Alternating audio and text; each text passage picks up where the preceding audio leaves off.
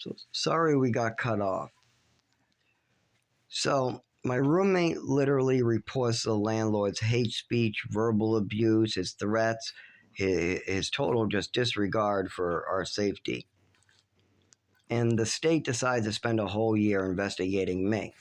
So the victim has said, stop investigating my roommate. There's nothing there. There's nothing there. There's nothing there. That's the victim saying that statement. And they wasted lots of state money or town money investigating me. I'm like the last guy on earth that would ever hurt a fly. I am so weak, so skinny that just about everybody could beat me up if they wanted. That's why I have to pull people to the ground when they start beating the shit out of me, because it's the only way I don't really get hurt. There's a lot I used to be able to do, maybe when I was still like weighing like less than 100 pounds soaking wet most of the time. The most I ever weighed was like 136 to 140, maybe if I was lucky. But 136, that's like 1 year, and then the rest of it was below like 116, 110, 100, and that's all above 18. Before that, I was always like 50 pounds underweight. It was even a time where it was dangerous. This is messed up. Yet, they spend all their time investigating somebody who's getting hit, abused. They also investigate somebody who's given their life to God and helping disabled people. I mean, I spent 4 years, 16 to like 19, working with special needs kids.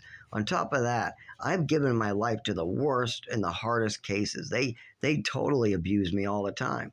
I mean, I've been verbally abused like 1,000 times. And these people are mentally ill, so I have to sit there and take it. It's a little different when it's with a landlord and an assault and he's kicking you on the ground. That's much different than an old man in his 90s going senile. Those are two very different things. Or Joanna, who's losing her mind and can't control her bladder. Or Chris, who's losing his mind in his 80s and only has one leg. Those people are a little harder. You just got to let them do their thing. And that's what I do. They want to, even if they smack you, you got to let them just smack you.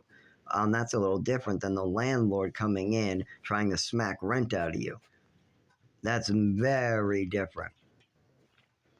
And this is the thing. My roommate has reported stuff against the landlord. Then all of a sudden, a bunch of, investigations against me come up. Not only that, I just tried to report a hate crime to the state police, and the phone got redirected. Something's wrong with my phone lines for sure. Also, the total website that states how to report a hate crime in New Hampshire has disappeared. Not only that, Google Maps says there is no office to report hate crimes in New Hampshire, but yet I know that that's a lie.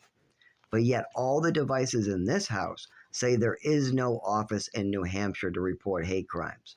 The Federal Hate Crime Bureau, even though there's one in Mass and there's one in Washington, D.C., but that's not true. There is one in New Hampshire. I know that for a fact.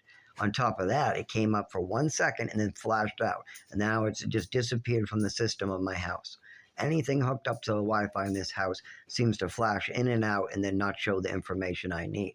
Just like that bureau, I had the phone number in the bureau of how to investigate and how you would report a hate crime to the Federal Bureau in New Hampshire, and yet that webpage no longer exists. And the picture I took of that no longer is in my phone. I wonder what that has to do with.